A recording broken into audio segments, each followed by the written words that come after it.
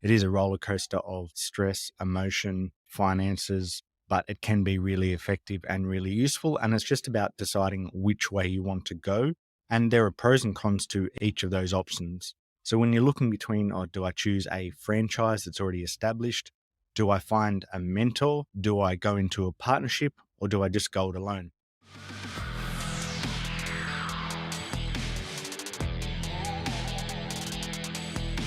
Welcome to Phys with me, Aaron King, a podcast for exercise physiologists and health professionals wanting to grow and scale in business.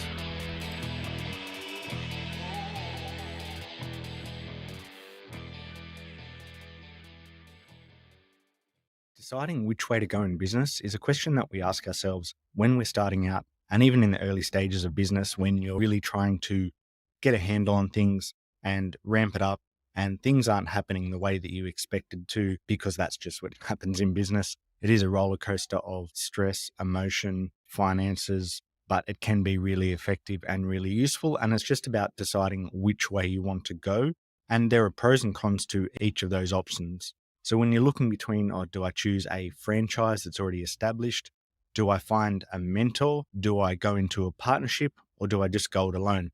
Sometimes we choose one just because we have a great idea and it may not be the right one for us, but then we can switch, and it's not only something that we need to stick with. We can find a different way and bring in a partner, or go it alone later, or bring in a mentor later, or bring one into the early stage, or just go straight to a franchise. They've all got pros and cons to how we go about it. So if you're deciding to go it alone, you can turn an idea into a business. And there are many unicorn examples of these, but they are the outliers and the exceptions to the rules. You think Amazon, Facebook, bunch of the social media platforms. It went from an idea to a unicorn example where it made people billionaires. That is the unicorn example. Then that's not the run of the mill how it tends to happen, but you do get control and you can make each decision. That can sometimes also be a negative if you're making each decision, because when you make each decision, sometimes you are at the whims of the market and the ultimate responsibility falls with you. So there are a pro and a con to making your own decisions, because it's a risk that you take if you make the incorrect decision, but you do have ultimate control. And I think that's a positive step. With my business, with Fit Clinic, it's been my baby. So that is a positive where I can really see it. And I see it from the starting it out a number of years ago to where it is now, and seeing how it's developed. And I feel a personal attachment to the business, and I get satisfaction from seeing its success of where it is now.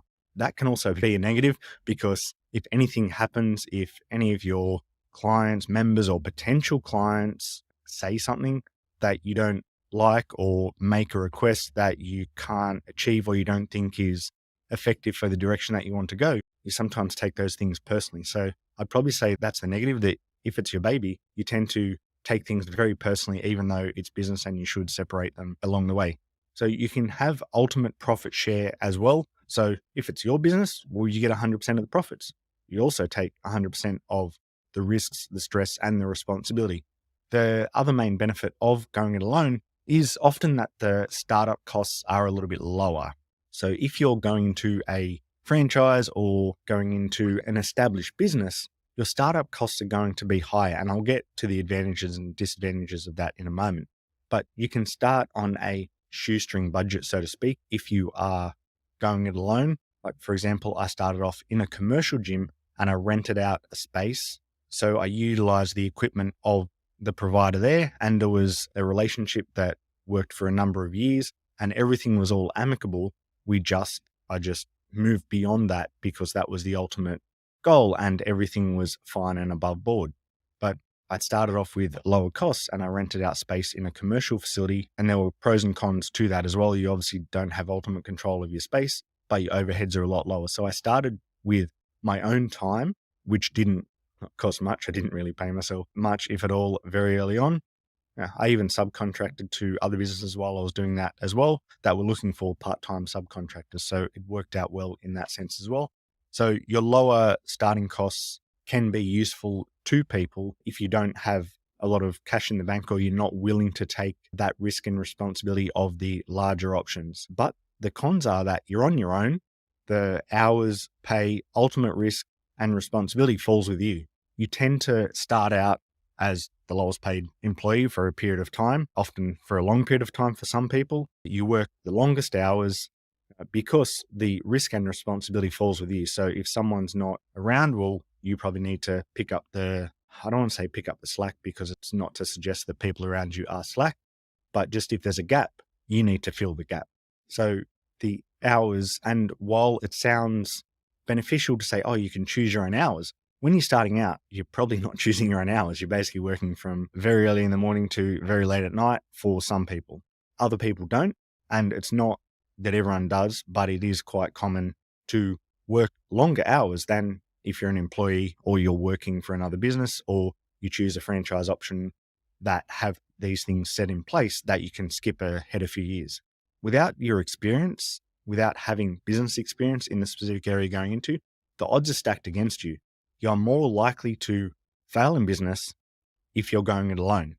It's not to say that it's not going to be successful, but probability says that it is a higher rate of failure than if you're going down mentorship, partnership, or franchise option. And things pop up that you don't think about, whether it be just the ongoing running costs, the software, just the cost of doing business has increased in the last couple of years, just like the cost of living has increased for everybody, inflation, these things like that.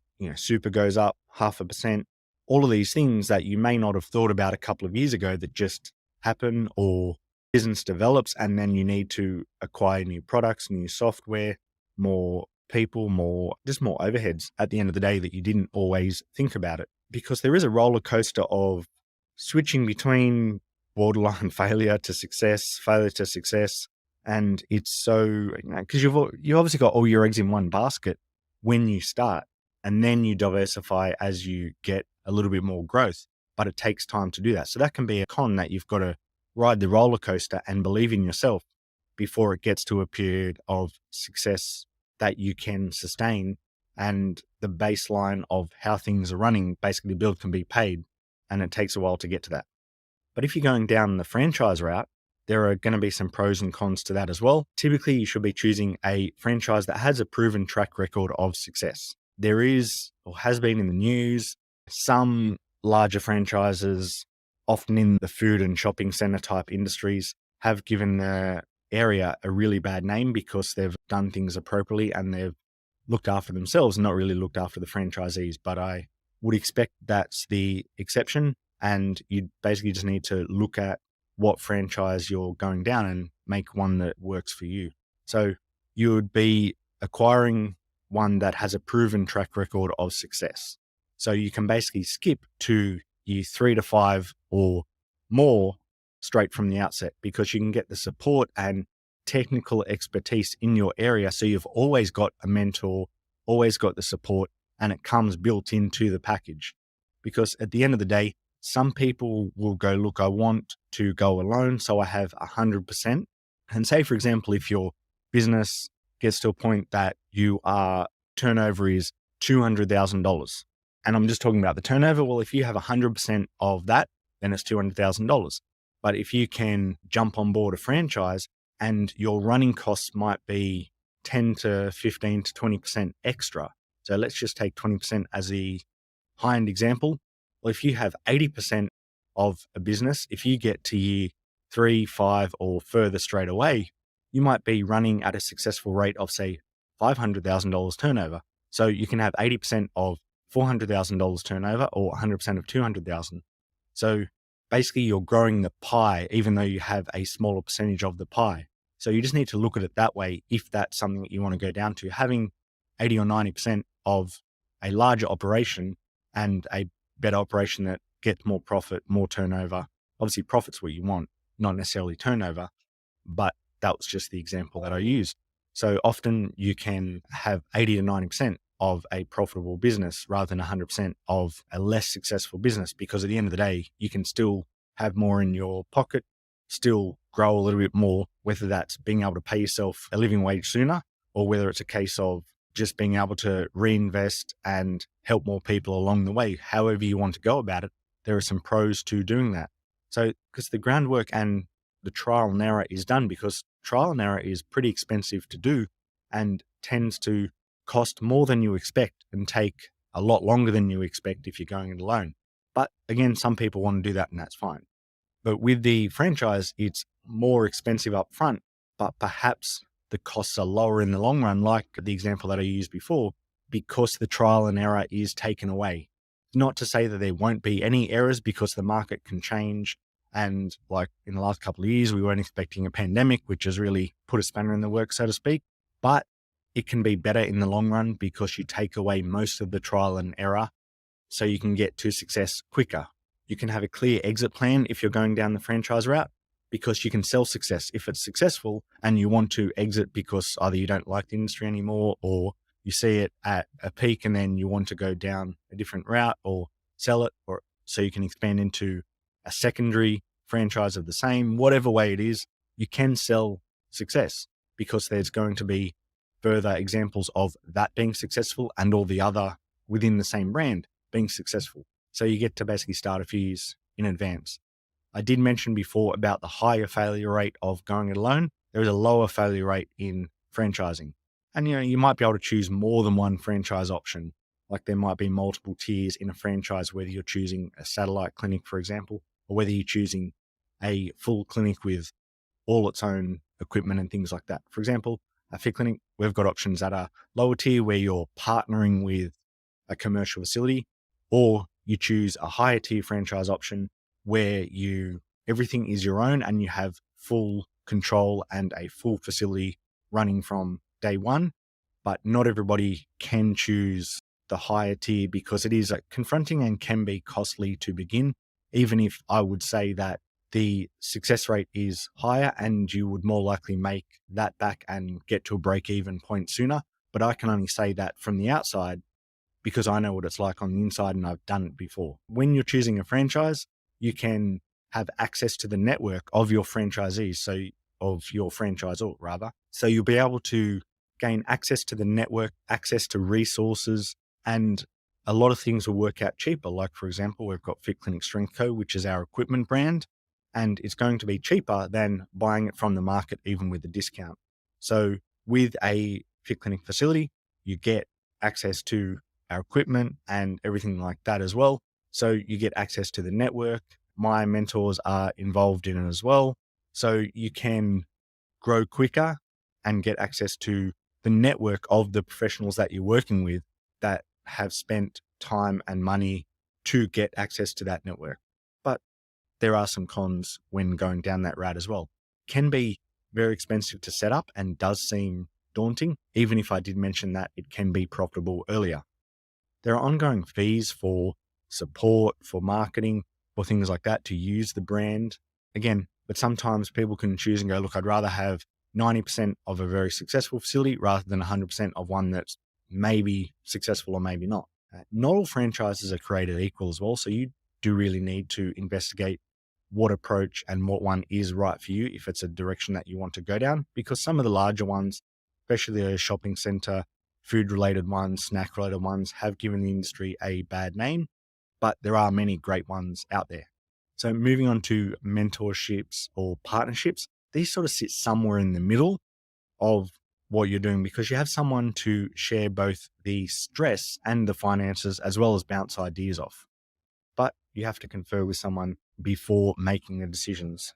A mentor is going to use their history and experience to guide you and guide their ideas to basically make you more successful earlier.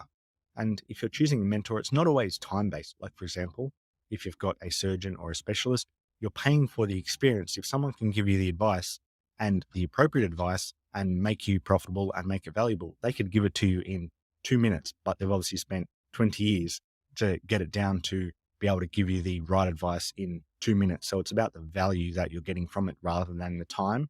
And that's what you're getting when you go down the mentorship route.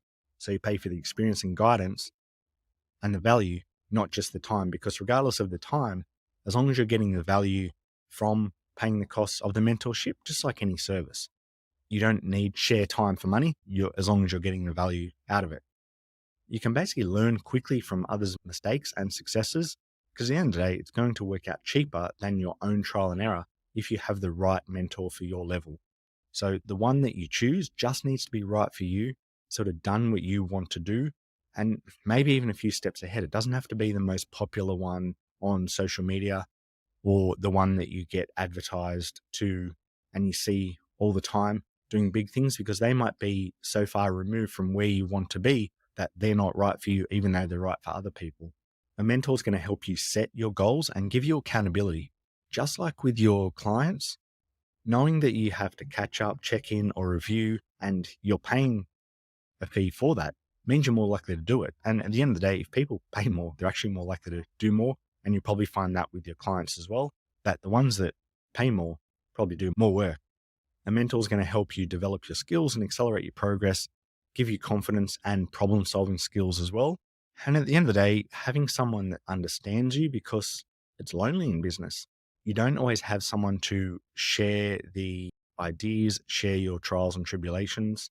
So it does get lonely at the top because not everybody understands. Typically, at the end of the day, only other business owners understand what you're going through and can provide appropriate advice and support, and sometimes just be an ear, because you can't always do that with your team if you have that. Some people you can if you've got a management team or people that have been with you for a while, but a lot of the time you can't. So you basically need people on your level or above to bounce your ideas off and share your experiences with. So at the end of the day, you want to do your due diligence and make sure it can work before you make any commitment, and check the guarantees on the products, the franchises, the mentors, things like that, and inquire and make the right decision for you. So one might be suitable for now, but sometimes it's choosing a different one down the track. Like you might start off going it alone and then you realize, 6, 12 months in, oh, maybe this is not the approach that I want to, and I want to go down the franchise route. Or you start off yourself and then you need a mentor, or you start with a mentor and then you go, look, I'm going to find a partner or go down the franchise route. It doesn't mean that whichever one you start with, you have to stick with. If you find that as your business progresses, that you need a different option or a more progressive option. So just make sure that you understand the pros and cons of going it alone, franchising, and mentor, and then make the right one for you. But remember, it's not a lifetime commitment. You can choose one. And then if you find that you've progressed to a point that you have the ability and it's best for you to choose an alternate option, then you can absolutely do that. There's no harm in doing that. So hopefully you found some benefit from today's podcast. If you have, just make sure you like, share, and subscribe. And any questions, shoot me an email or contact. I'm happy to have a chat. You've just listened to another episode of Phys Biz. If you've got some value out of the content, make sure that you like, share, follow, or subscribe. Until next time.